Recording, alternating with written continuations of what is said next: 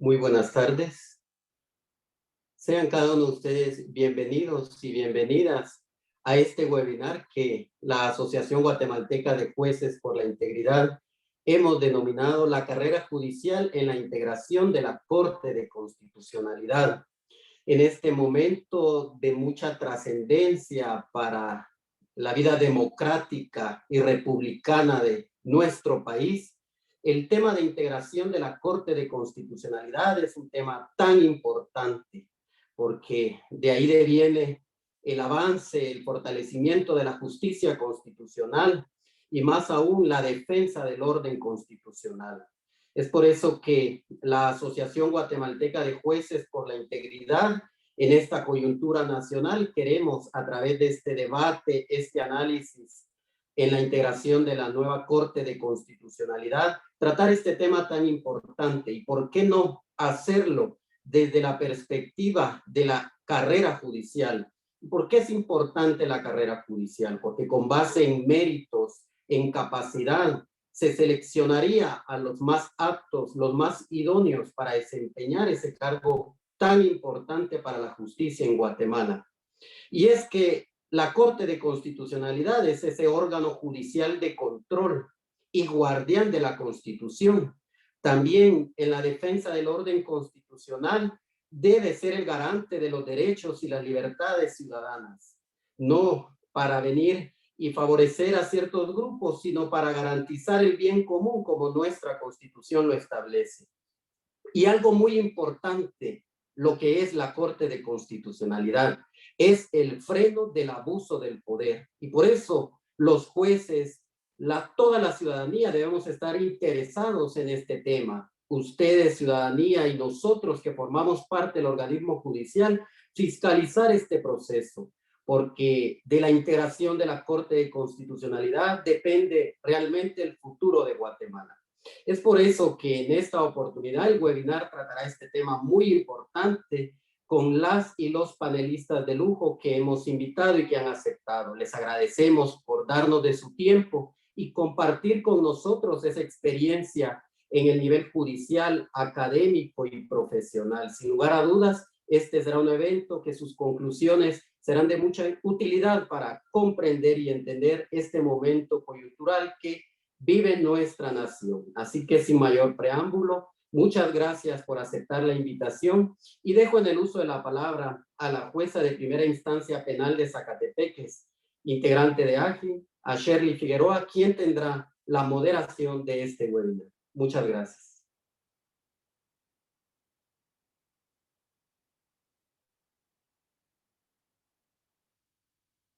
Tu micrófono, Shirley. Gracias. Perdón. Bueno, pues muchas gracias, maestro Carlos Ruano.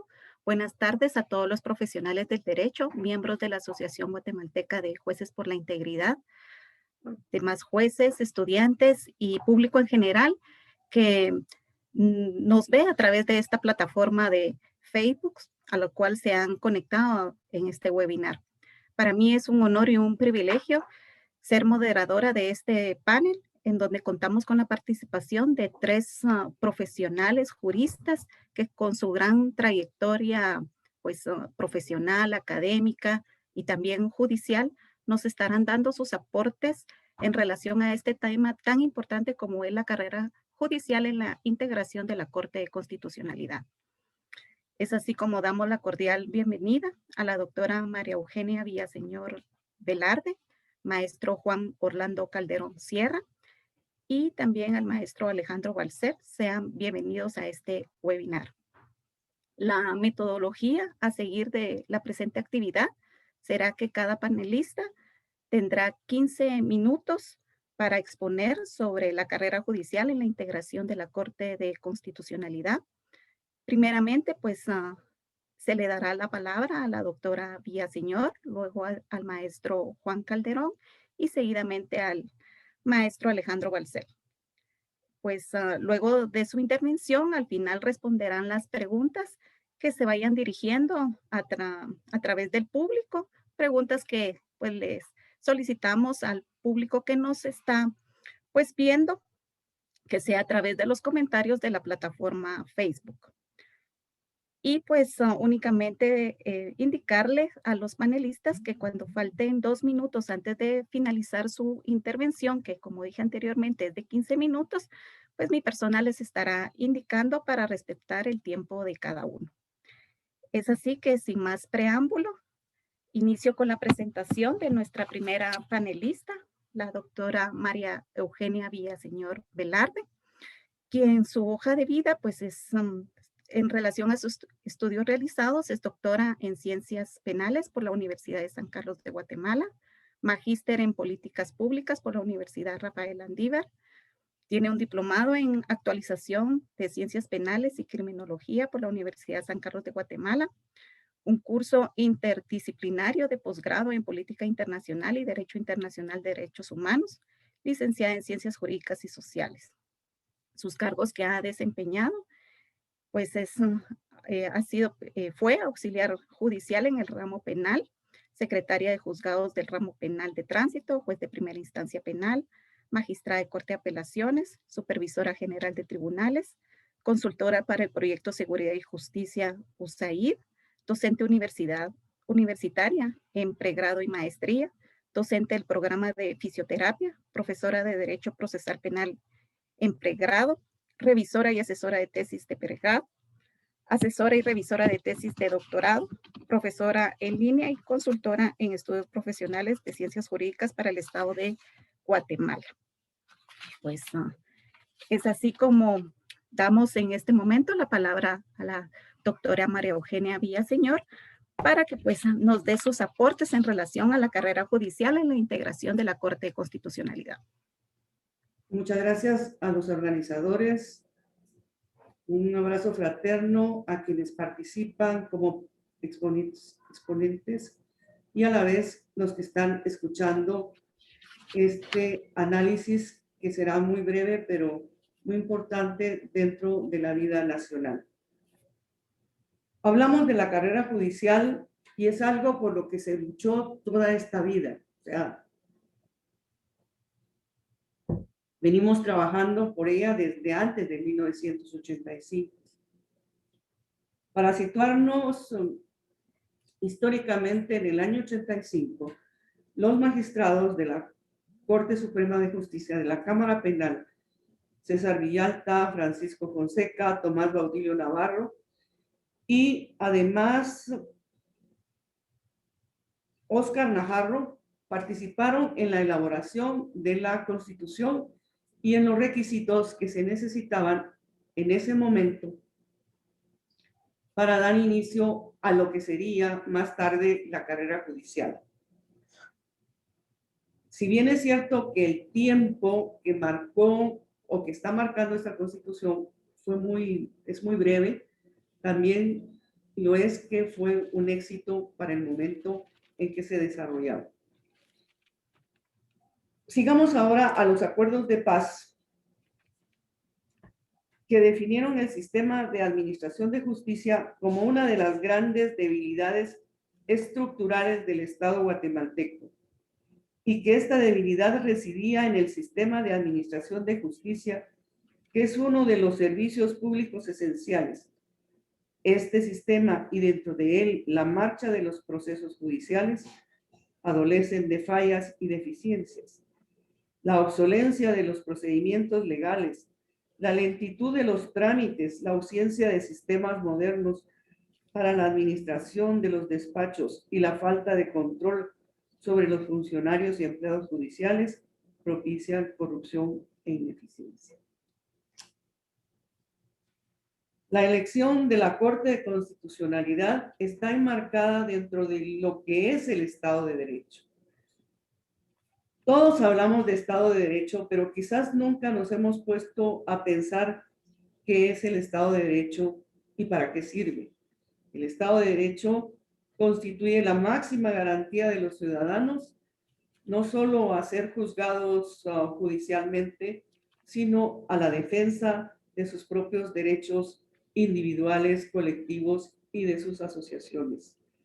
De esa manera, un Estado fuerte, un Estado con una administración de justicia eficiente, propiciará la mejora en la economía, la mejora en la percepción que los ciudadanos tengan de todo el proceso de administración de justicia y sobre todo en la confianza que se tenga en sus jueces. José María Rico, un experto español que vino a Guatemala, dijo que el grave problema que tenían los jueces en este país es que ni ellos mismos creían en los jueces. De ahí que resulta importante hacer notar a la Corte Suprema de Justicia que está en un momento crucial, en un momento en el cual debe definirse realmente en apoyo a la administración de justicia y en respeto a la carrera judicial.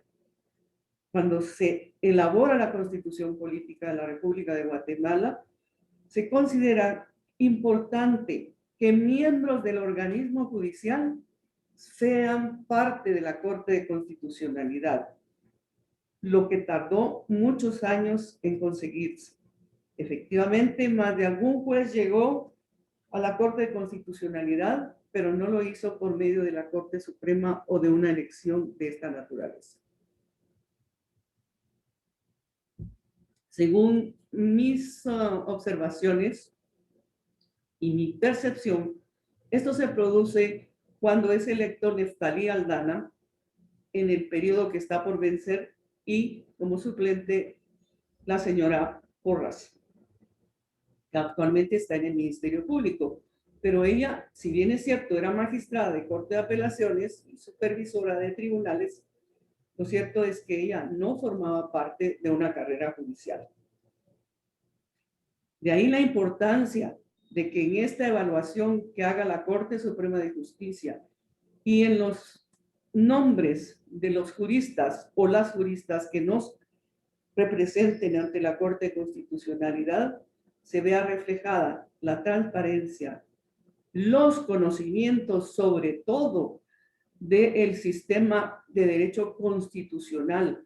Podemos presumir que a raíz de la Constitución del 85, Muchos manejamos el tema constitucional, pero hay quienes aún no lo hacen.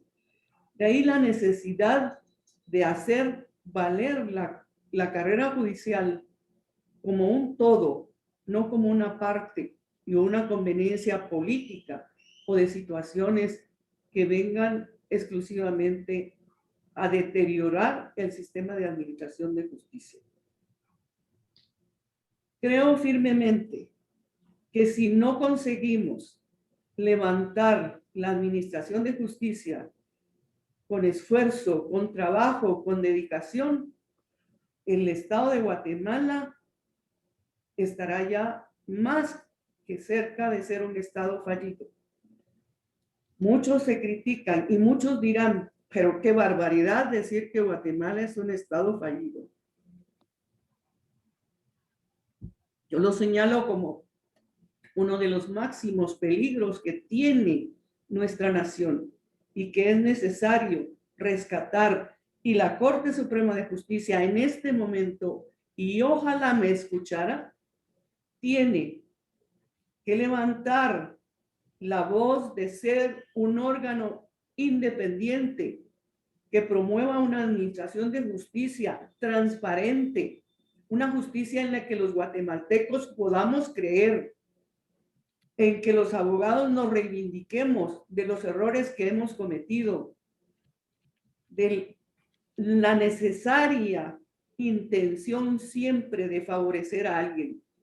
Ser juez es ser una persona independiente, una persona que lucha por la administración de justicia.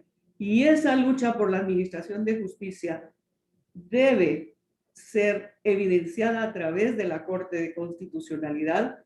Y en este caso nos referimos exclusivamente a los electores que van a tener a su cargo en la Corte Suprema de Justicia la próxima nominación.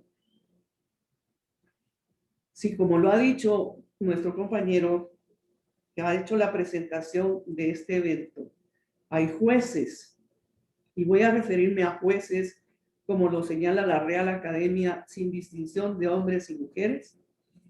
Esos deben ser evaluados de conformidad con la transparencia, los conocimientos y sobre todo el manejo constitucional.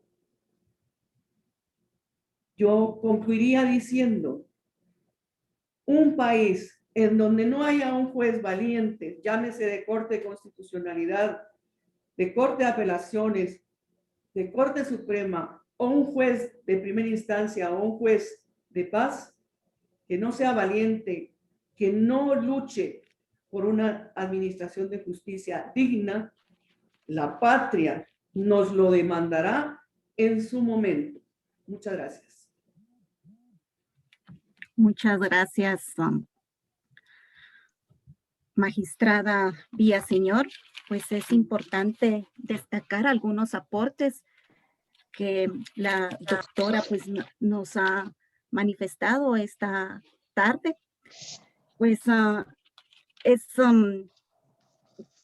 muy importante esa reseña histórica que ella nos hace, que es a partir del año 1985 cuando se empieza a trabajar y a hablar primeramente sobre una carrera judicial, que la elección para integrantes de la Corte de Constitucionalidad pues debe de ser pues transparente, y que la percepción que se tenga de esa elección va a ser eficiente para una mejora en la economía, también en la pues percepción que los mismos jueces tengan de la misma carrera judicial. Licenciada, algo que dijo, le suplico una breve aclaración. Actualmente no soy magistrada de la Corte de Apelaciones, ni tengo el título, ni en la categoría de magistrado. Me llena de emoción cuando usted lo dice, pero quisiera que aclaráramos esto para que no se prestara una mala interpretación, ¿no? con mi agradecimiento y mis disculpas por haberle interrumpido.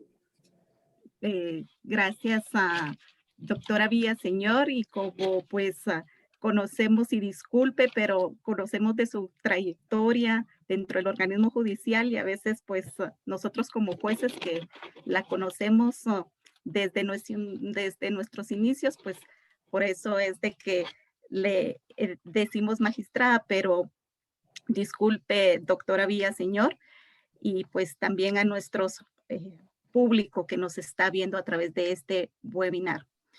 Pues también es algo importante de lo que nos ha indicado la doctora Villaseñor, es de que pues la Corte Suprema de Justicia tiene que levantar la voz, que tiene que ser un órgano independiente que promueva esa administración de justicia independiente, que pues los poderes en sí, bueno, más que todo el ciudadano debe de creer en esos jueces, y para creer en esos jueces, esa elección debe de ser transparente. Es así como pues esas son las conclusiones a que pues mi persona ha llegado en cuanto a la intervención de la doctora Villaseñor. Y pues en este momento vamos a dar intervención al siguiente panelista, que es el maestro Juan Orlando Calderón Sierra. Dentro de su hoja de vida, pues el maestro Juan Calderón tiene pensum cerrado en doctorado en Derecho, maestría en Derecho Penal, licenciado en Ciencias Jurídicas, abogado y notario. Dentro de sus cargos, ha sido miembro de Junta Directiva de la Asociación de Jueces y Magistrados del Organismo Judicial y miembro de Junta Directiva de la Asociación Guatemalteca de Jueces por la Integridad. También tiene experiencia docente, como docente del curso en técnicas y control de mesa judicial, docente del curso aplicación del modelo de gestión por audiencias, curso aplicación de la ley de violencia intrafamiliar y otras leyes en distintas oportunidades, curso de derechos humanos, curso de procesos de protección de niñez, diplomado en derecho de familia y diplomado en derechos humanos.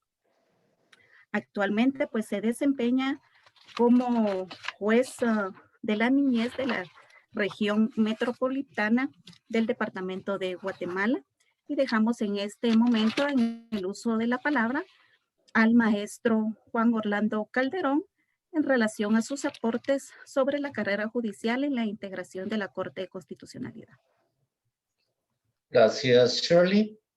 Señor presidente de la Asociación Guatemalteca de Jueces por la Integridad, maestro Carlos Ruano, doctora Villaseñor y maestro Alejandro Balcells, buenas tardes. Venir a compartir con AGI es como, en mi caso, estar en casa. En realidad, el tema es algo que hemos conversado con muchas personas, hemos intercambiado ideas, pero lo enriquecedor de la charla de hoy es que contamos con la doctora Villaseñor y con Alejandro, porque generalmente nosotros, los jueces, lo conversamos en pasillos, en chats, y qué bueno que se refresquen estas ideas con estos dos expertos, ¿verdad? Por mi parte, sí voy a hacer énfasis en esta condición en tres aspectos básicos. El primero, me voy a referir a la integración de la Corte de Constitucionalidad como el más alto Tribunal Constitucional de Guatemala. Voy a dedicarme más a la integración por parte del Colegio de Abogados y Notarios, por ser miembro del colegio. Me voy a referir también a la escogencia o designación por parte del Consejo Superior Universitario, y por último me voy a dedicar tal vez más tiempo a la designación por Corte Suprema de Justicia. Debemos entender que el rol del Tribunal Constitucional es esencial para preservar los derechos de las personas. Siempre que hablamos de derechos humanos, hablamos de condiciones de poder y autoridad. Es decir, que cuando nos enfrentamos a un debilitamiento de la institución del ombudsman, de la Corte Constitucional y de todo este sistema de pesos y contrapesos, no podemos sino anunciar una mala noticia para los ciudadanos que desean que se protejan sus derechos frente a la posible poder punitivo o poder ejecutivo del Estado y poner límites a esta condición de gobierno democrático. Los derechos fundamentales, en tanto humanos, positivizados no solo en la Constitución, sino en tratados internacionales, funcionan como límite al ejercicio del poder. Si no hay poder, no hay posibilidades de abuso. Como tenemos usuarios que no son jueces, incluso familia. Buena tarde a todos. Les quiero explicar, es como que si en nuestra casa tenemos un hijo que en edad es grande, en fortaleza física es grande, muy buen alumno, muy aventajado, pero tenemos un hermanito pequeño que generalmente se está quejando de que es agobiado, coaccionado o algo por el hermano grande. Si usted recurre al papá y el papá trata de analizar quién tiene la razón, bueno, el hermano pequeño va a seguir asistiendo a esta condición. Pero si el padre de familia siempre le da la razón a la persona que ejerce el poder, esta condición no permite que la persona que es menor en fuerza, menor en capacidades, tenga una sola posibilidad de tener la razón nunca. Siempre va a tener la razón la persona que tiene el poder. Es verdad que en esencia esto nos remonta a un Estado liberal, ¿verdad? A platicar de equidad, de igualdad, de propiedad, aquellos derechos humanos que antes le llamábamos de primera generación, pero en realidad esta situación se ha vuelto una defensa de derechos humanos individuales o de minorías ante el Poder Ejecutivo del Estado. Hoy, la Constitución no actúa solo como límite a la administración pública, sino también frente a un legislador democrático y también, ¿por qué no decirlo?, frente al Poder Judicial. El papel en el Estado constitucional, entonces, ya no es solamente poner límites al poder estatal. Esta visión, digamos que hace unos años desaparece y es sustituida por un constitucionalismo más moderno, más actual con derechos humanos, que actúa para la directriz de un desarrollo de un Estado social, democrático, de derecho. Fija límites, sí. Establece directrices, sí. Y no solo a la cosa pública, sino también en las relaciones civiles del Estado moderno. Las relaciones comerciales, la globalización ha permitido que tengamos entidades privadas mucho más sólidas económicamente, incluso que el Estado de Guatemala. Y entonces se ve la necesidad de que un tribunal constitucional garantice y privilegie los derechos de la población, de los individuos, respecto a los intereses y poder ilimitado de estas grandes entidades. En cuanto a la integración de la Corte de Constitucionalidad, miren, de una vez les voy a advertir que mi posición como juez es que necesitamos definitivamente una reforma constitucional. Porque en el papel suena muy bien que se integre la Corte de Constitucionalidad con estos 5 juristas. Por ejemplo, nadie dice nada así por parte del Colegio de Abogados. Debería de ser una persona respetada en el foro, que conozca y que haya estado enfrente del sistema y que proponga no solo las resoluciones conforme a la ley, sino también modificar el sistema a efecto de que sea ágil y al servicio de la población. Lo mismo pasa con el Consejo Superior Universitario. Quisiéramos que fuera un docente, un académico de primer orden, quien traiga las tendencias más modernas del derecho a este Tribunal Constitucional. Y me voy a referir al nombramiento por Corte Suprema de Justicia. Miren, si Corte Suprema de Justicia no nombra a un juez, en realidad yo no entendería quién es más idóneo para ser imparcial, independiente, capacitado, institucional, que guarde y preserve los derechos de las partes con la debida reserva. Me voy a referir básicamente a la condición de independencia. Y en esta situación sí les quiero decir, cuando se habla de independencia, tenemos que voltear a ver que sea un juez que, para empezar, no se identifique con una ideología determinada. En eso voy a diferir con las declaraciones que se hacen en la elección que se hizo en el Congreso, respetando la independencia del Congreso.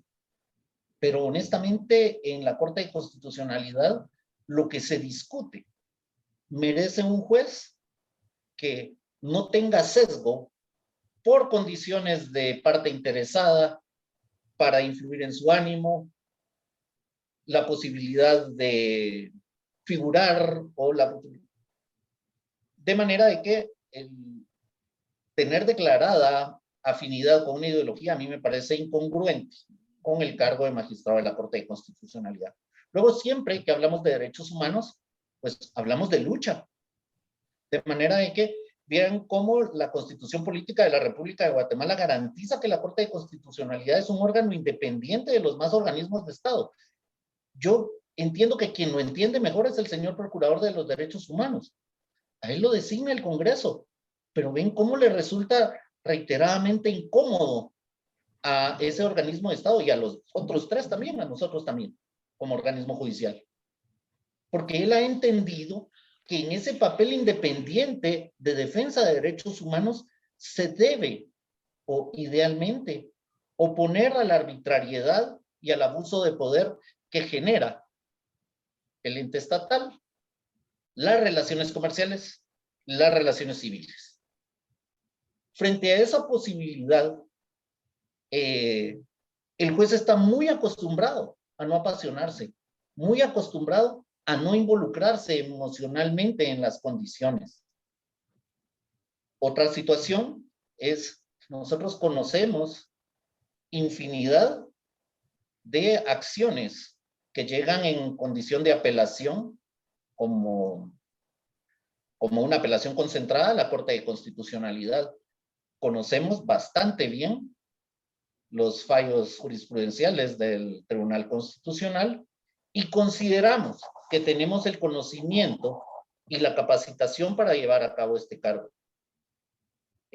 Sí tengo que aclarar que yo no estoy participando en este proceso, quizá cuando se logre una modificación a la Constitución en donde consideremos o considere yo que sea una condición equitativa en que tenga la posibilidad de competir, lo haré.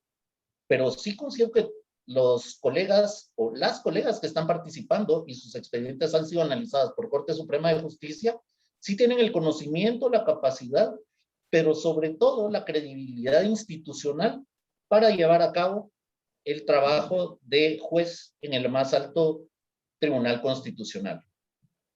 Para las personas que no son jueces y que nos observan por Facebook, les quiero decir que es esa Corte de Constitucionalidad la que recordamos en los fallos del autogolpe, la que recordamos en la inscripción de candidatos o no inscripción de candidatos a la presidencia, la que recordamos con las sentencias de opiniones comunitarias para casos de minería y extracción abierta.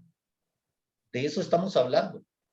Las decisiones más importantes de la sociedad de Guatemala van a ser tomadas por 5 titulares y cuando fuera de presidente, vicepresidente, 7 magistrados del más alto órgano de control constitucional.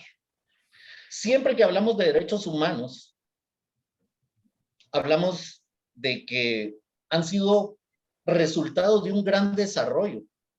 Es decir, no confiemos que porque tenemos hoy derechos humanos y porque van a estar mañana.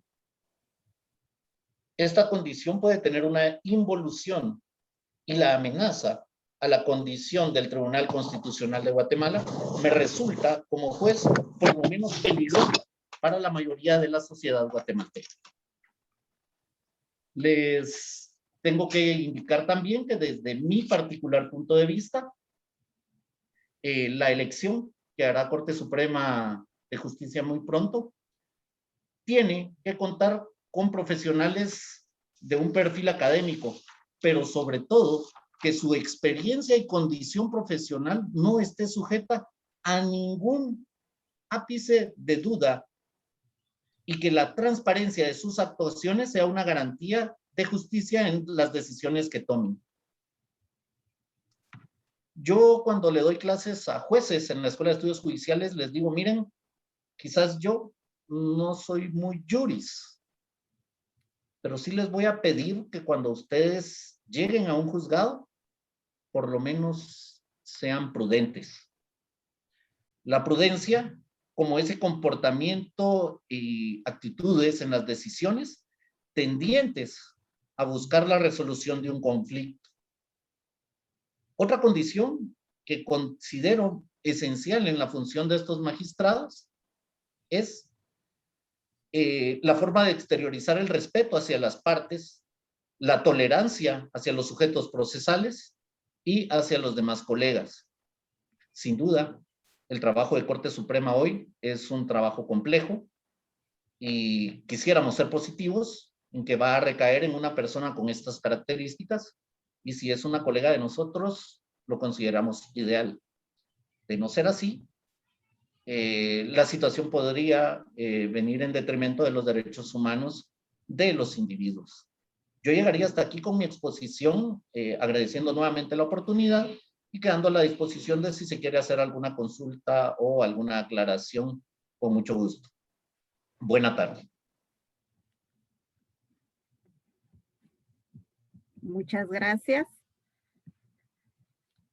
maestro Juan Calderón.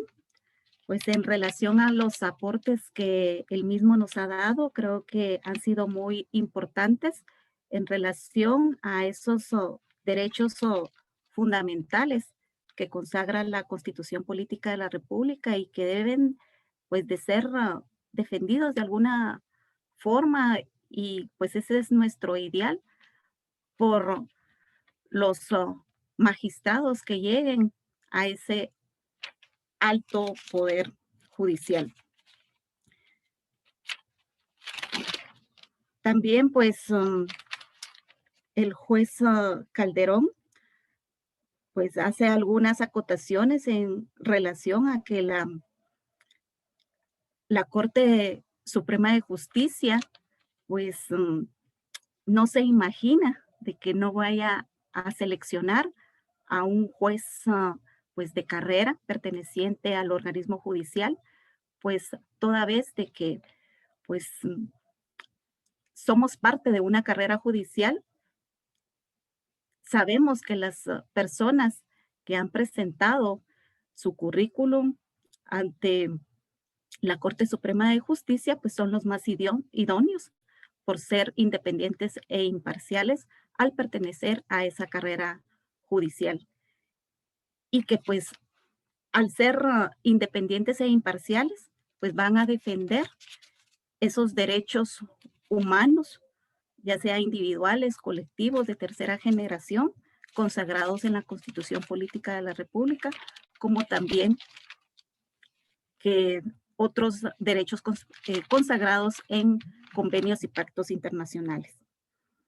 Se debe contar pues con un perfil de esta persona que sea designada por parte de la Corte Suprema de Justicia, que sea pues académica, en el sentido pues de que ese juez tenga ese servicio en relación a su constante capacitación a través de la carrera judicial y su experiencia en su función, pues va a generar que no se tenga duda al momento de ejercer esa función como juez constitucional. Considero que esos son los aportes más importantes que nos ha dado pues el maestro Juan Orlando Calderón esta tarde. Y pues seguimos con nuestro panel, con la intervención del maestro Alejandro Balcells, quien es abogado y notario, egresado de la Universidad Rafael Landívar, catedrático de Derecho Constitucional y Derecho Procesal Constitucional por 24 años, expresidente del CEDECOM, columnista de Prensa Libre. Es así como maestro Balcells, lo dejo en el uso de la palabra para que también de igual forma usted nos brinde sus aportes sobre la carrera judicial en la integración de la Corte de Constitucionalidad. Muchas gracias. Muchas gracias primero por la invitación, muchas gracias por compartir estos espacios, muchas gracias por difundir estos espacios y sobre todo me siento honrado compartiendo precisamente con jueces y con la ex magistrada María Eugenia, que yo le tengo todo el respeto y todo el cariño que hay, porque precisamente es un referente. Y en Guatemala eso es lo que yo creo que necesitamos, referentes, ¿verdad? La conducta en el ejercicio del cargo es lo más importante. Y una vez escribió una columna, y no es por hacerme propaganda, pero ahí está la columna, que es mejor ser un buen ex juez que un buen juez. Y me refería a que es mejor ser recordado por lo que se hizo, ¿verdad? Que por cualquier otra cosa. Entonces, los ex jueces son siempre alguien que es súper respetado, porque hay una conducta intachable y sobre todo una conducta de amor a la justicia. Y en este país eso es muy difícil. Y es muy difícil porque precisamente nuestro subdesarrollo jurídico y nuestro subdesarrollo institucional pues condicionan muchas veces el ejercicio de la función pública.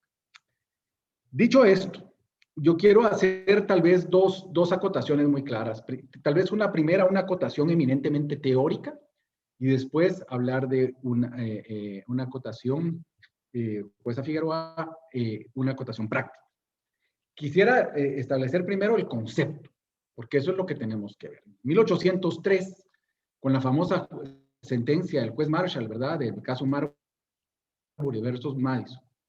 Es que se desarrolló, imagínense, 1803, o sea, no estaba ni la Constitución de Cádiz todavía. Estábamos aquí en una parte totalmente embrionaria de la independencia.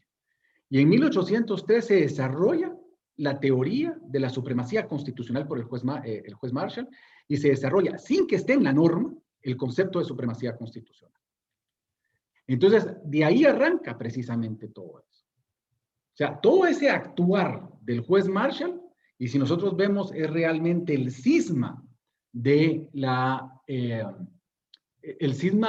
teoría de la división de poderes y el cisma de la república moderna como la conocían.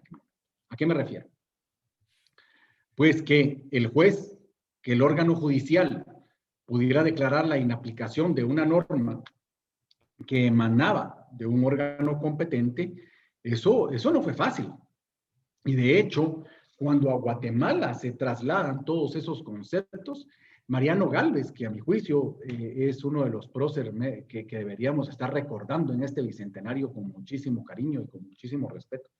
Mariano Gálvez trae todas esas ideas del Contralor Constitucional, ¿no?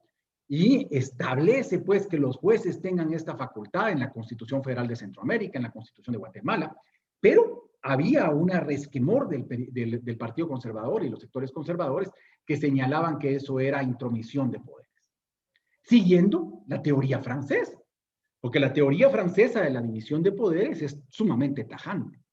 No es como la teoría norteamericana de la división de poderes, que dice que hay una relación interorgánica y que son pesos y contrapesos.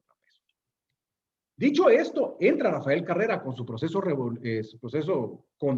contraliberal y con el proceso, con el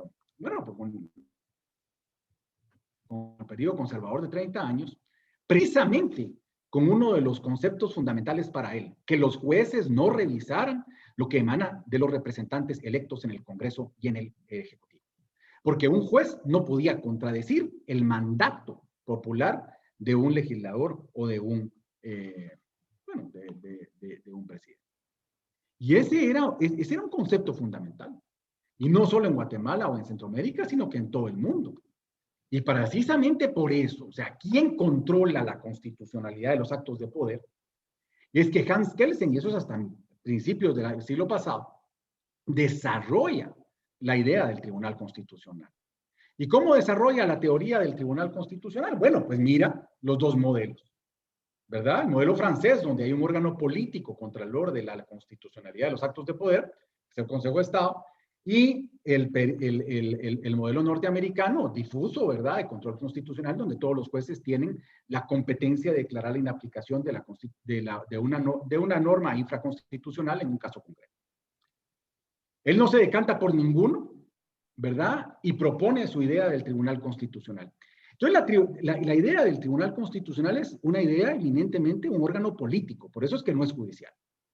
No es un órgano judicial, es un órgano, su concepción es política, pero su resolución, su integración, su forma va a ser siguiendo todos los procedimientos de corte, o sea, jurisdiccional, ¿verdad? Y es así como Hans Kelsen entonces determina, señala y propone la teoría del Tribunal Constitucional, y ya sabemos después que es adoptado en Europa, y por eso es que es el modelo europeo.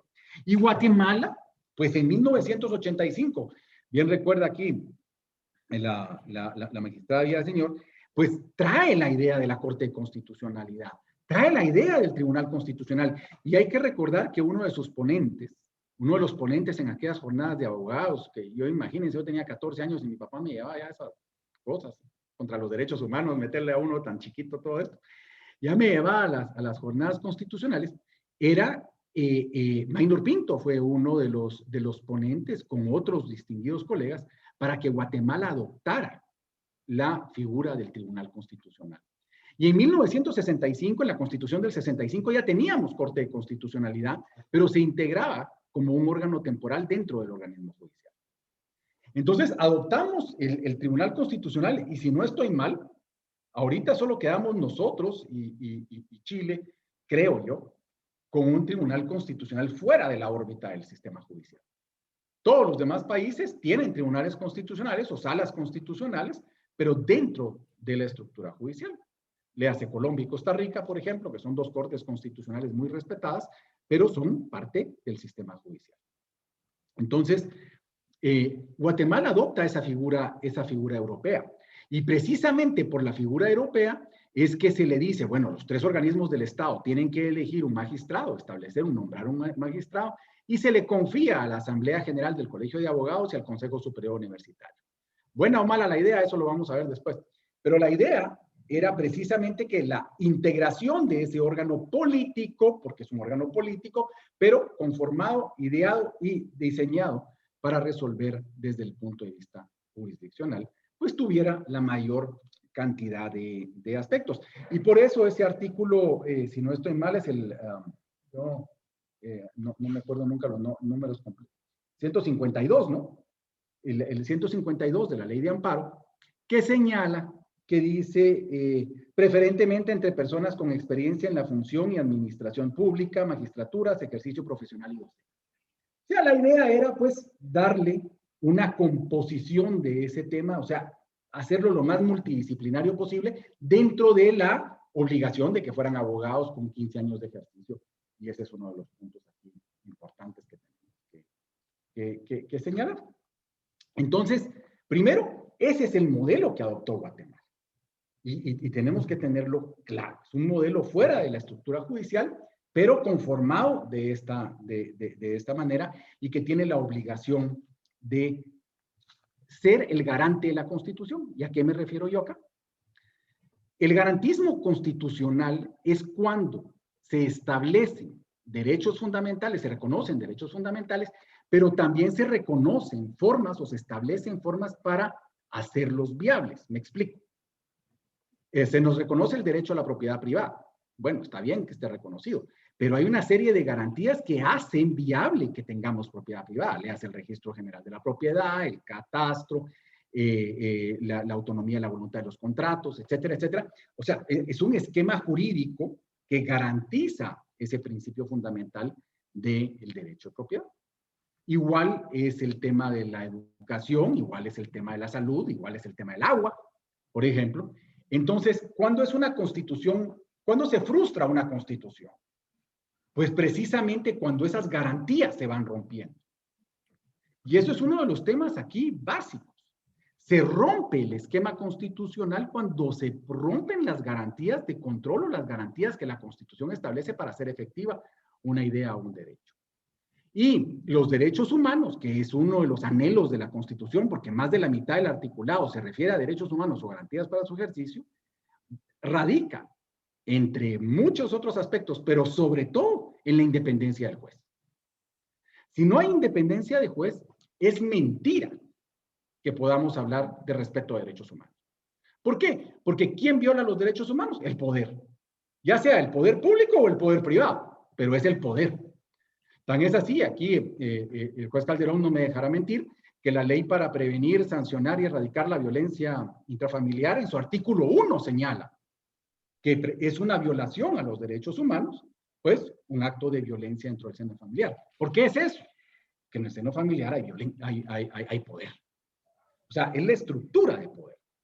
Y si no hay una institucionalidad independiente, es mentira. Y eso es aquí en Japón o en cualquier parte del mundo que estemos hablando nosotros entonces de respeto a los derechos humanos. Y la carrera judicial es la garantía constitucional para la independencia judicial. Y por eso esto es fundamental. Y bien nos lo decía también la ex magistrada Villaseñor, de que fue en el gobierno de facto, o sea, en tiempo de Mejía Víctores, cuando esa Corte Suprema, el licenciado Villalta, el licenciado Navarro, y no recuerdo quiénes son los otros dos, fueron a la Asamblea Constituyente a reclamar la necesidad de una carrera judicial. ¿Por qué? Es que sin carrera judicial no hay independencia. Y desgraciadamente, y aquí yo soy muy crítico porque yo llevé ese caso, hace 6 años cuando la Corte de Constitucionalidad señala que la carrera judicial llega a juez de primera instancia. Ese fallo a mí me parece aterrador, porque terminó con la carrera judicial. Y esa es una de las cuestiones que tenemos que rediseñar, porque la carrera judicial no puede ser que quede en juez de primera instancia. Tiene que llegar a la magistratura. Y por eso yo que fui parte del equipo de reforma constitucional en el primer año del gobierno de Jimmy Morales, se proponía que el juez de segunda instancia, o sea, el magistrado de Corte de Apelaciones, ya no tuviera que ir a tocar al Congreso cada 5 años su reelección o no, sino que era su nombramiento, ¿verdad? Entonces se elegía dentro de la carrera judicial a los mejores para que ascendieran. Claro, no va a haber nunca un sistema perfecto, pero la idea era que no fuera el Congreso de la República el que eligiera a los magistrados cada 5 años, porque eso condiciona la independencia judicial. Desgraciadamente, fueron dentro del propio sistema judicial, porque hay que señalarlo, mucho del boicot al proceso de reforma constitucional. Y eso es uno de los temas que yo nunca me voy a entender, nunca voy a explicarme. ¿Por qué el sistema judicial, dentro de él mismo, no quiso propugnar por su reforma judicial y sobre todo su independencia judicial? Porque aquí los únicos que iban a cambiar eran los magistrados de Corte Suprema de Justicia, y esos yo creo que era cada 10 años, yo no me acuerdo si era cada 10 o cada 12, y era periodo personal. Ya no era eso de cambiar a todos los magistrados. Guatemala está en una seria crisis constitucional porque debe cambiar en este año Corte Suprema, Corte de Apelaciones y Corte de Constitucionalidad. ¿Por qué? Porque hubo retraso, porque hubo lo que sea. Pero no es sano para un país el cambio de su jurisprudencia y el cambio de sus jueces en un mismo momento histórico, y menos bajo un mismo gobierno. Ese no es el diseño constitucional. Entonces, nosotros estamos viendo actualmente una crisis constitucional, pero una crisis constitucional por una serie de acciones políticas u omisiones políticas para frustrar la Constitución. Porque este no es un tema ideológico. La independencia judicial es el objetivo de la carrera judicial, si no, no tiene ningún objeto. O sea, la carrera judicial por sí misma no funciona. La carrera judicial es la garantía para que el juez sea independiente. Y entonces es lógico suponer, ahora que hay un proceso de integración de la Corte de Constitucionalidad y la Corte Suprema debe elegir a magistrado titular y magistrado suplente, que tenga que elegir entre sus mejores jueces. Y si va a elegir entre un litigante, digamos que va a elegir entre un litigante, pues tiene que ser un excelso litigante, porque definitivamente tiene los conocimientos de todos sus jueces. Entonces, eso era lo que decíamos nosotros, por ejemplo, para el proceso, y lo dijimos hace 6 años, cuando eligieron esta Corte Suprema, 7, decíamos, bueno, no Congreso, le decíamos. Usted tiene que darle preferencia,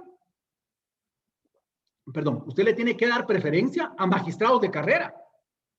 Y después vienen los abogados que estamos en el ejercicio profesional. Que la Constitución también dice que tenemos derecho. Pero obviamente usted tiene que optar por tener a los que conoce, a los que han sabido ser independientes, a los que han sido capaces, a los que manejan el despacho, a los que son honrados, etcétera, etcétera. Ustedes saben mejor eso que nosotros.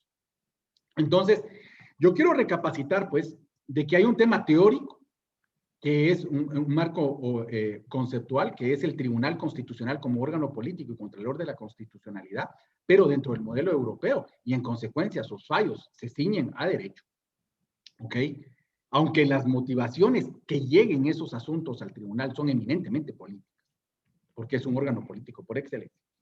Y un órgano político en cuanto a concepto, pero en cuanto a sus resoluciones, son de eminentemente derecho. Y por eso es que, y encima de todo, recordemos que nuestra Constitución es tan amplia que reconoce como derechos humanos aquellos que no están expresamente establecidos en ella. Entonces, por ejemplo, ahorita en el mundo que hay una gran crisis con el derecho de expresión del pensamiento y las plataformas electrónicas de Twitter, Facebook y todas esas cosas, entonces, ¿qué garantía tenemos que un juez vaya a respetar eso? Si eso no está regulado, pues eso no está normado, ¿verdad? Entonces, yo quisiera ahí establecer esos parámetros y señalar definitivamente que Corte Suprema de Justicia, sí, lo más lógico sería que teniendo ese bagaje de tener a los mejores impartidores de justicia dentro de ella, pues no, hombre, para nada menos que ser el Tribunal Constitucional, que es paradójico, ¿verdad? Porque la Corte Suprema va a elegir a un juez que va a estar en materia constitucional sobre ella, ¿verdad? Pero así está el diseño, en materia constitucional. Entonces tiene que elegir a su juez más independiente o a su jueza más independiente y que sobre todo tenga suficientes elementos objetivos para esto. Si un juez no es independiente, todos estamos amenazados. Así de sencillo. Porque puede ser el hombre más honrado del mundo, pero si no, o la mujer, pero si no es independiente, cualquiera entonces está amenazado, porque cualquier poder va a poder atentar contra nuestra libertad. Y nuestra libertad, es cierto, termina donde empieza la del otro, pero en países como el nuestro, con una historia de represión y de violaciones sistémicas de derechos humanos desde el poder, eso sí es muy peligroso. Y termino nada más haciendo una referencia histórica también. El Poder Judicial en el tiempo del conflicto armado interno fue omisivo por excelencia. Eso está muy explicado, está muy desarrollado, ¿verdad? No jugó ningún papel dentro de las grandes violaciones a los derechos humanos que nosotros sufrimos. En consecuencia, ese fantasma ya está erradicado. Bien o mal hemos dado pasos para adelante. Yo creo que independientemente de las ideologías, de las posiciones políticas, si no estamos de acuerdo en la independencia del juez y en la carrera judicial como instrumento para garantizarla, entonces no somos republicanos y estamos condicionando el futuro de todos nosotros. Gracias. Muchas gracias a maestro Alejandro Balcet por su participación. Creo que es importante acotar, como usted bien nos decía al inicio, en relación a su participación sobre el tema o su intervención, que lo iba a hacer primeramente de una forma teórica y posteriormente práctica. Y en esta, algo importante que usted también nos indicó fue y nos remontó en el año 1803 con la sentencia de juez Marshall, que fue uno de los pioneros en desarrollar la supremacía constitucional. en relación a esta teoría de pesos y contrapesos, que Guatemala pues trajo esas ideas a través del presidente Mariano Gálvez, de ese contralor judicial, mas sin embargo, siempre está ese celo de los demás poderes del Estado, en el cual pues el poder legislativo como ejecutivo pues no, no estaban de acuerdo a que un juez pudiera revisar esas decisiones provenientes de esos órganos. Así también pues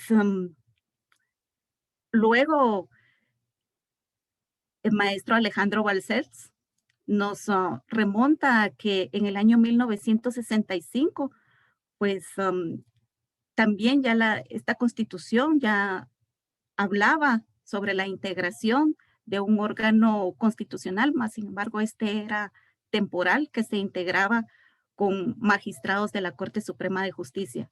Más sin embargo fue en la constitución del año 1985 cuando pues ya se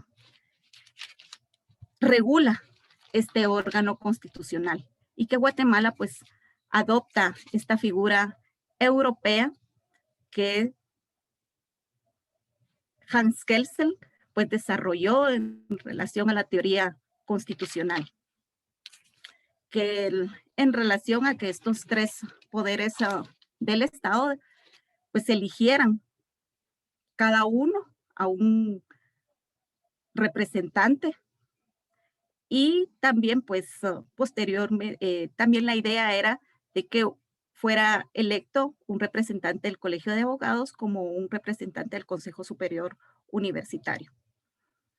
También, pues, nos hace la acotación de lo que establece el artículo 152 de la Ley de Amparo, Exhibición Personal y de Constitucionalidad en cuanto a estas garantías o las cualidades que debe de tener estas personas que sean designadas para ocupar la magistratura de Corte de Constitucionalidad.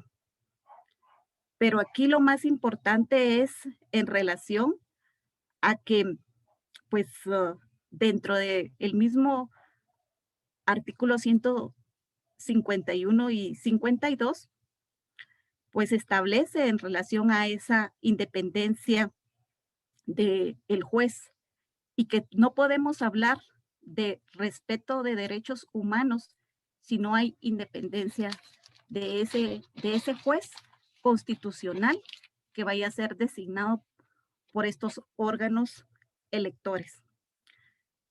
La carrera judicial es la garantía para la independencia judicial.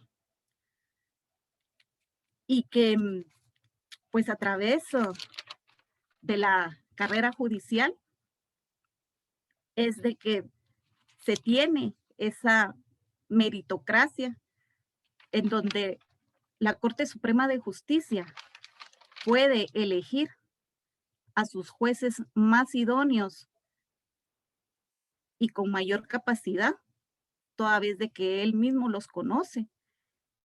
Y por lo tanto, al ser estos jueces independientes, vamos a tener esos elementos necesarios y objetivos para esa función constitucional. Ya que si no hay independencia, estamos amenazados a que cualquier poder del Estado pueda atentar contra nuestra libertad. Creo que esto es algo pues que acotar y lo más importante que puede extraer de la intervención del maestro Alejandro Balcells en cuanto a su participación. Muchas gracias, maestro Alejandro Balcells. Y en este momento, pues, habiendo terminado ya la intervención de nuestros tres panelistas, el público que nos está viendo a través de plataforma Facebook, pues nos hace algunas preguntas que primeramente, la primera va dirigida a la doctora María Eugenia Villaseñor, que indica qué necesitamos para tener representaciones que verdaderamente se despojen de intereses sectarios. Esa pregunta es muy interesante y creo que eso parte de la formación que cada uno de los profesionales del derecho tiene. De esa formación, de esos ideales, de ese amor a la justicia, es lo que hará cambiar la situación de nuestro país, independientemente de la posición que nosotros tengamos, ya sea en el ejercicio profesional, en la vida privada o como servidores públicos. Si no tenemos valores, que es lo que nos está haciendo falta, y algo que señalaba muy puntualmente el licenciado Balcells es cómo es posible que muchas veces los mayores detractores y los mayores personajes que se opongan al nombramiento de un juez sean los mismos miembros del Poder Judicial. Yo creo que debemos partir de la necesidad de recuperar esos valores y recuperar los valores de la judicatura, de la abogacía y los valores humanos que nosotros tenemos desde nuestro origen, de nuestra familia. Yo lo dejaría ahí. Muchas gracias, doctora Villaseñor. También pues hay otra pregunta dirigida a su persona, la cual indica qué necesitamos para cambiar el sistema de elección discrecional que tiene la elección de los tres poderes del Estado. Supuestamente las comisiones de postulación tendrían que haber evitado la discrecionalidad, pero yo no creo que sea solo la discrecionalidad, porque anteriormente en el nombramiento de jueces y magistrados, si quieren ustedes, privaban la discrecionalidad de la Corte Suprema, pero con el correr del tiempo nos dimos cuenta que esa discrecionalidad que tenía la Corte Suprema de Justicia para proponer magistrados de corte de apelaciones resultó mejor que las propias comisiones de postulación. Y otra cosa, el tema de los jueces es un tema que debemos retomar muy seriamente. Jueces fuimos considerados, yo dije jueces de segunda categoría, y una de mis compañeras juez me dijo, no creas, no somos jueces de segunda categoría, somos jueces de quinta categoría. A los jueces se nos ha visto de menos, cuando muchas veces la capacitación que tenemos le ha costado al Estado de Guatemala y a los donantes cantidades muy fuertes. En 1990 y pico, durante el mandato del doctor Vázquez Martínez, fuimos a la Universidad de Harvard, fuimos a Venezuela con la Universidad de Maracaibo y trajeron a la Universidad de Harvard. O sea que la capacitación que se dio a los jueces fue muy, muy buena. Sin embargo, ¿qué es lo que ha perdido muchas veces estas elecciones? Discúlpeme, ¿dónde voy a ganar yo 50,000 quetzales mensuales? La ambición por el dinero y la invasión y el deseo de poder que se tiene son los que han perdido todas estas elecciones que han habido. Y solo recuperando valores, insisto, vamos a poder cambiar los sistemas. Porque podemos tener la mejor constitución del mundo, esforzarnos en crear las mejores disposiciones, pero si nosotros, como seres humanos, no cambiamos, las cosas no van a cambiar. Durante las reformas que se instalaron en Guatemala, que principiaron por el doctor Vázquez Martínez con el cambio del sistema acusatorio, del sistema inquisitivo, yo dije, miren señores, si nosotros no cambiamos, ¿qué esperamos? ¿Que nos tiren una bomba atómica para desaparecer todo y que vengan los nuevos y sean los mejores? No, hay que cambiar nuestra forma de ser. Hay que dejar a un lado la ambición política. La política no es mala. La política nos enseña el manejo del Estado. Y sin embargo, las amistades, el clientelismo corrompió todas las elecciones, de tal manera que quedaron fuera muchos elementos del Poder Judicial que pudieran haber dado mucho más de lo que se ha dado. Y también la grosería y los abusos con que se nos ha tratado a los jueces ha hecho que muchos también prefieran estar fuera. Espero que esta respuesta satisfaga a quien la hizo y a los que la escucharon. Muchas gracias, doctora Villaseñor. Una pregunta que va dirigida al maestro Alejandro Balcells. ¿Cómo propiciar que se retomen las reformas constitucionales?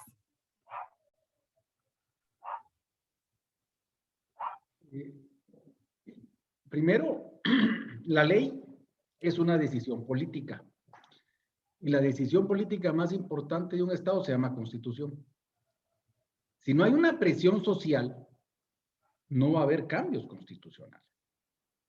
Yo soy bastante conservador en procesos de reforma constitucional porque nuestra historia constitucional enseña que muchos de los procesos han sido utilizados perversamente. Pero yo creo que hay unanimidad en cuanto a la necesidad de reformar el andamiaje judicial. ¿Y por qué? Porque si nosotros nos damos cuenta, la reforma constitucional del 93 y del 94, sobre todo atentó contra la independencia judicial. Perdonen que sea yo tan radical, pero yo no rescato absolutamente nada en cuanto al tema de justicia de la reforma del 93-94. Fuimos el único país en el mundo que hemos achicado el periodo de los jueces en vez de ampliarlo. El periodo original eran de 6 años y después de 5 años. Se pusieron 13 magistrados en la Suprema y se estableció una presidencia rotativa, lo cual no ha sido bueno para el sistema judicial. Ya lo decía la exmagistrada Villaseñor, Harvard venía con el doctor Vázquez Martínez, que fue un presidente de 6 años. Entonces, él pudo planificar. Y de hecho, lo que cuenta, yo lo viví. Yo estuve en esa época en un simposio de intercambio con la Corte Suprema venezolana. Y ahí tengo los documentos en mi oficina. Muy interesante la discusión en torno a temas judiciales de Venezuela y Guatemala. Entonces existía un andamiaje, e incluso españoles vinieron muchísimo a Guatemala, porque recordemos que la Constitución española del 78 causa un influjo en la Constitución guatemalteca del 85. Por lo tanto, entonces, ¿cómo retomamos? Yo diría que depende mucho, y aquí sí, perdón, pero me cambio del mostrador. Depende mucho de ustedes, de los jueces. Ese cambio de las reglas constitucionales tiene que exigirse por el juez, porque no es correcto, no es legal, o sea, legal en el sentido lógico, y no es legítimo que los magistrados vayan al Congreso a ver si son reelectos, y menos que sean propuestos por comisiones de postulación. La Constitución del 85 originalmente no establecía comisiones de postulación para la integración de cortes de apelaciones. Eso ya fue una perversión del 93 y 94, y no solo destruyó mucho de la autonomía judicial, sino que destruyó la academia. Veamos lo que está pasando en las universidades privada y pública ahorita. O sea, existe una crisis. Es que miren, si los jueces y los abogados que ejercemos la profesión no miramos para adentro, no, y creemos que el problema son todos los demás, los diputados, el presidente Yamatei, estamos mal. Nosotros, primero como gremio de abogados, tenemos un mecapal cargado de terrible responsabilidad de todo esto. Todos los abogados, como gremio. Ahora, ver por qué no lo modificamos, ese es el tema, ¿verdad? Ese es el tema. Y además vamos en franco retroceso en muchos de otros aspectos. Y lo dicen los índices internacionales, no lo digo yo, pues. No lo digo yo. Entonces, si nosotros queremos llegar a un país en vías de desarrollo, queremos competir con Costa Rica y El Salvador, queremos hacer cosas en mejores términos, tenemos a México a la par, que también es un gran competidor, tenemos que cambiar de mentalidad. Pero digamos, díganme ustedes, si ustedes fueran un inversionista holandés que quiere venir a Guatemala, si no les daría miedo saber que tenemos ya año y pico de tardanza en la integración de nuevas magistraturas, que hay señalamientos de narcotráfico en el Congreso, que hay este proceso de polarización para el Tribunal Constitucional. Yo me iría a otro país, pues. Entonces, nosotros mismos estamos condicionando toda esa inversión que se necesita para que miles de guatemaltecos puedan trabajar. Y entonces, como no lo hacemos, pues estamos condenando a la gente a salir de Guatemala. Y lo que exportamos es mano de obra. Y ese es el esquema que tenemos que romper. Entonces, insisto aquí con la pregunta, si no hay un reclamo de sectores y de élite, y aquí los jueces son una élite, los magistrados son una élite, entonces esto no va a cambiar. Por lo tanto, hay que exigir esa reforma constitucional. Y fíjense ustedes que lo dijimos, yo tuve en ocasión de presidir el CEDECOM para la reforma constitucional de Otto Pérez, que él propuso la reforma constitucional y era una más integral porque había que hacer una serie de elementos. Y nuestro discurso en el CEDECOM era, no aguanta. Fíjense ustedes, estamos hablando de Otto Pérez. O sea, la última corte había sido la electa en el gobierno de la UNE. No aguanta el país otra elección de corte sin cambio constitucional. Y eso lo dijo el CEDECOM, yo era el presidente. Entonces, imagínense ustedes esto, pues. Imagínense lo que tenemos. Ya llevamos 2 procesos adicionales y miren el grado de ilegitimidad que hemos conseguido. O sea, nosotros somos los que tenemos que exigir esto. Y esto urge, es apremiante y quisiera que por lo menos fuera un intento de todos nosotros tratar una reforma constitucional seria, sobre todo que privilegie la carrera judicial. Muchas gracias, maestro Alejandro Balcells.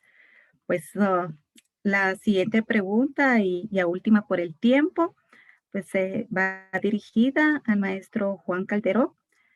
¿Qué comentario le merece en cuanto a que la Corte Suprema de Justicia, cuando modificó el acuerdo de convocatoria para elección de magistrado titular y suplente para Corte de Constitucionalidad, eliminó el requisito de no estar afiliado a partido político?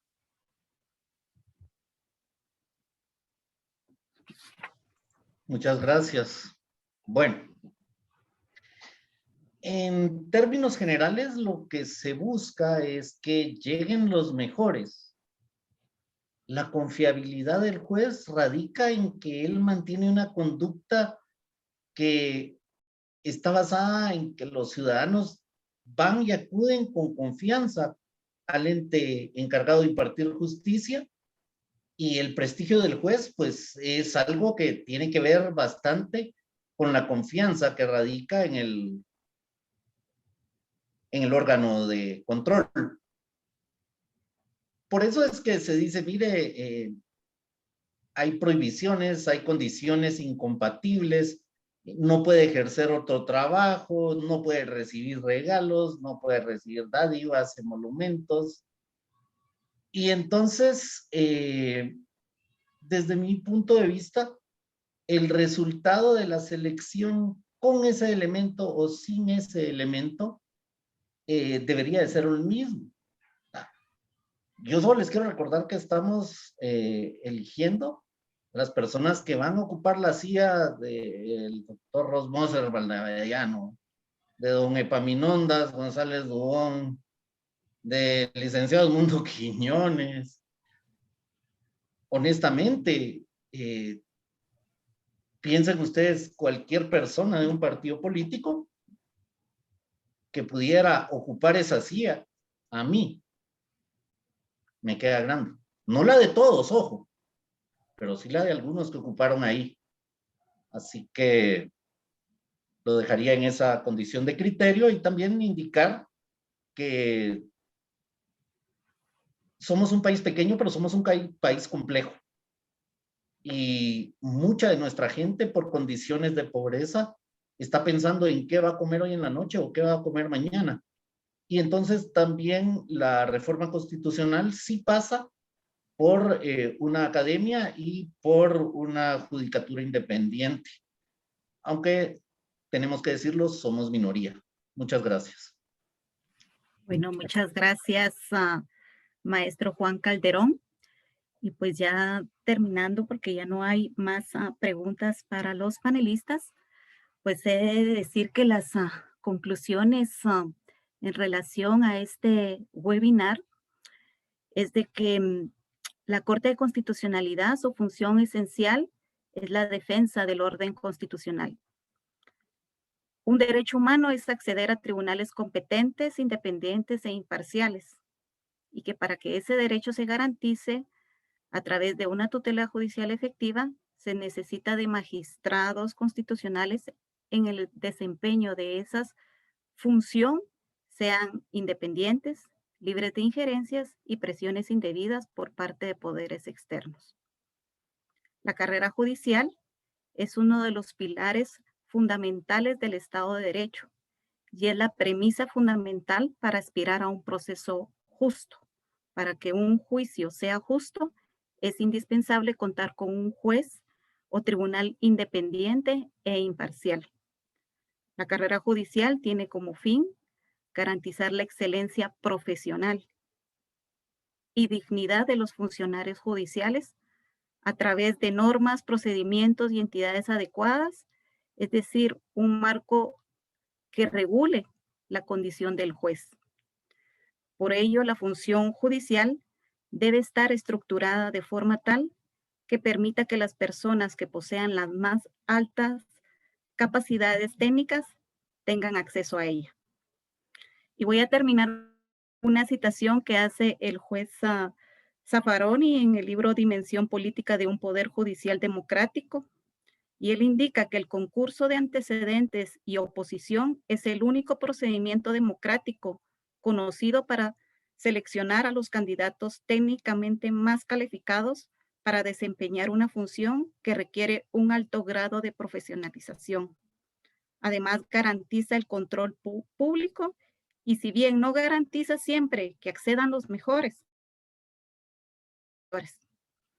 es un medio que permite, a través de la transparencia y la publicidad, que la sociedad tenga acceso y mecanismos para controlar los procesos de selección y designación de jueces y magistrados. De esta forma es posible que se eliminen las dudas acerca de las razones de su selección. Con esto termino y le doy la palabra a maestro Carlos Ruano, quien está a cargo de este webinar. Muy bien, muchas gracias a cada uno de ustedes que se han tomado el tiempo para participar de este webinar en un tema tan importante como es la carrera judicial en la integración de la Corte de Constitucionalidad. Para la Asociación Guatemalteca de Jueces por la Integridad, la AGI, es una oportunidad propicia para reiterar nuestros compromisos en esa función tan importante de la administración de justicia. Estamos comprometidos a cumplir con nuestra labor de manera independiente, imparcial, para garantizarle a la ciudadanía ese derecho, ese anhelo a la justicia. Y bien, el agradecimiento extensivo a la panelista, la magistrada Villaseñor, al maestro Balcells, al juez Calderón y a la jueza Shirley Figueroa por esa importante labor que han desempeñado en este webinar. Sus aportes, sus conclusiones, su análisis es muy importante para nosotros los jueces y para la ciudadanía que está fiscalizando este proceso en la integración de la Corte de Constitucionalidad. Aprovecho este espacio para que este mensaje también llegue al Pleno de la Corte Suprema de Justicia. Ellos que tienen esa responsabilidad de designar un magistrado titular o una magistrada titular y suplente para la Corte de Constitucionalidad. Nuestro primer comunicado en el mes de febrero, fundamentalmente les pedimos transparencia, el cumplimiento de la ley y el fortalecimiento de la carrera judicial.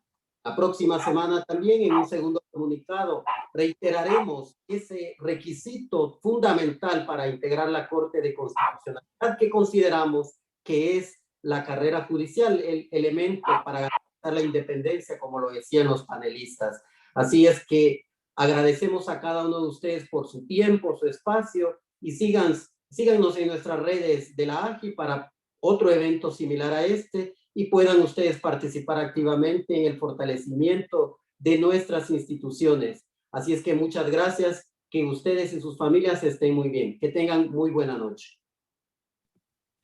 Muchas gracias. Buenas noches.